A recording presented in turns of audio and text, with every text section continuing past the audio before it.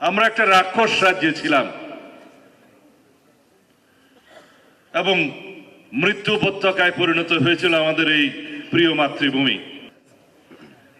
সহস্র সহস্র আত্মদানের মধ্য দিয়ে ফেসিবাদ মুক্ত হয়েছি, কিন্তু এমন তো কথা ছিল না। গুম খুনের চাইতেও একটি ভয়ঙ্কর শব্দ। যারা লাশ ফিরে পেয়েছে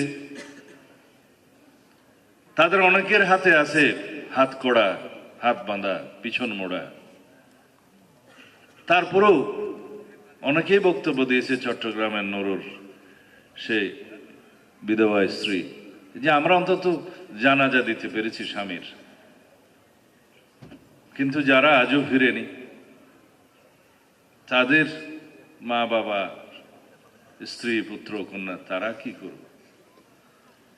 আমাদের একটা হিসাব আছে মানবাধিকার সংগঠনের, 2023 সাল পর্যন্ত, 2024-এর পরের কথা আলাদা। 2023 সাল পর্যন্ত এই এনফোর্স ডিসঅ্যাপিয়ারেন্সের শিকার, গুমের শিকার একটা খতিয়ানে ছিল 709, কিন্তু পরবর্তীতে সেটা আমরা গুম কমিশন গঠিত হওয়ার পরে জানতে পেরেছি সেখানে রেজিস্টার্ড হয়েছে 1850,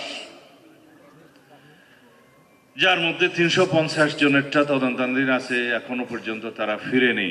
কিন্তু সেই 709 যে হিসাবটা ছিল তার মধ্যে 155 জন ফিরেনি আজও। তারা আমাদের মতো সৌভাগ্যবান হতে পারেনি।